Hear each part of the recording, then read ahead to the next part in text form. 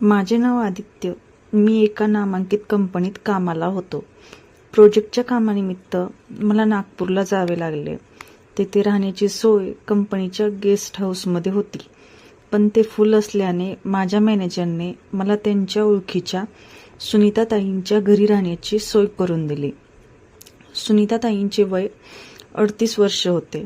त्यांचे पती सरकारी कामासाठी बाहेरगावी असायचे आणि त्या घरी एकट्याच होत्या.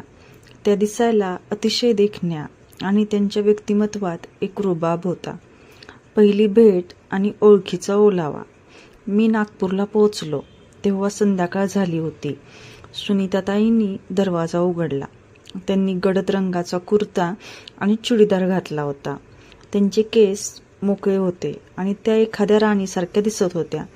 त्यांनी माझे स्वागत खूप प्रेमाने केले. घरात शिरताच एक वेगळा सुवास तरवळत होता. त्यांनी माझ्यासाठी चहा आणि गरम भजी बनवली होती. गप्पा मारता मारता मला जाणवले की त्या खूप समजूतदार आणि मोकळ्या विचारांच्या आहेत. हळूहळू आमचे संवाद वाढू लागले. पावसाळी रात्र आणि वाढती ओढ. दुसऱ्या दिवशी रात्री अचानक पाऊस सुरू झाला. वीज गेली होती. सुनीताताई हॉलमध्ये बसून मेणबत्ती लावत होत्या. त्या प्रकाशात त्यांचा चेहरा खूपच आकर्षक दिसत होता. मी त्यांना मदत करायला गेलो. आमचे हात जवळ आले आणि त्यांच्या अंगाचा स्पर्श होताच माझ्या अंगावर शहारा आला. त्यांनी माझ्याकडे बघून एक मधाळ हास्य केले. त्या रात्री आम्ही हॉलमध्ये बसून खूप गप्पा मारल्या. बोलता बोलता आम्ही एकमेकांच्या इतके जवळ आलो की मौन जास्त बोलू लागले. विजांचा कडकडाट झाला आणि त्या घाबरून माझ्या कुशीत शिरल्या. त्या रात्री मर्यादांच्या सर्व भिंती कोसळल्या. सुनीताताई अतिशय मोहक होत्या आणि आम्ही एकमेकांच्या श्वासात पूर्णपणे विरघळून गेलो होतो. नात्याचे नवे वळण. त्या रात्रीनंतर आमच्यातील संकोच निघून गेला.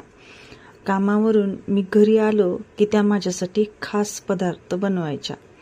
एका दुपारी त्या सोफ्यावर पुस्तक वाचत होत्या. मी त्यांच्या मागे येऊन उभा राहिलो आणि त्यांच्या खांद्यावर हात ठेवले. त्यांनी पुस्तक बाजूला ठेवले आणि माझा हात आपल्या हातात घेतला. आदित्य, कधी कधी वाटतं की तुझं इथून जाणं मला थांबवता आलं तर, त्या हळू आवाजात म्हणाल्या. त्या मिठीत एक प्रकारचे आश्वासन होते. शेवटचा दिवस आणि आठवणींची शिदोरी. माझ्या मुक्कामाचा शेवटचा दिवस होता. आम्ही बाल्कनीत बसून शेवटची ती रात्र अनुभवत होतो. सुनीताताईंनी माझे हात पकडले आणि म्हटले, ही काही दिवसांची ओळख नव्हती. हे एक असं नातं होतं जे आपण कधीच विसरू शकणार नाही. त्यांनी गळ्यातला एक छोटा लॉकेट काढून माझ्या हातावर ठेवला. सकाळी निघताना त्यांनी मला गेटपर्यंत सोडले. ट्रेनमध्ये बसल्यावर मी खिडकीतून बाहेर पाहिले. त्या तिथेच उभ्या होत्या. तो प्रवास माझ्यासाठी संपला नव्हता, तर माझ्या मनाच्या एका कोपऱ्यात जिवंत झाला होता.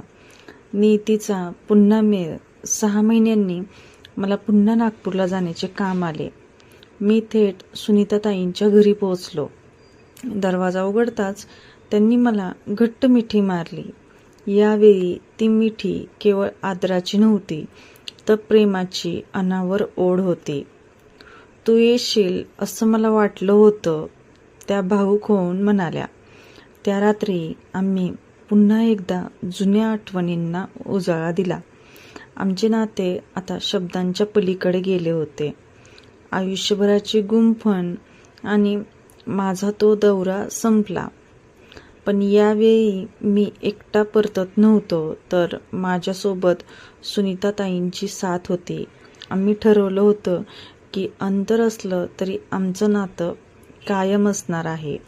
आता आम्ही एकमेकांना भेटण्यासाठी नेहमीच निमित्त शोधतो. सुनीताताईंच्या आयुष्यातले ते काही दिवस माझ्यासाठी सर्वात मोठी शिदोरी बनले आहेत.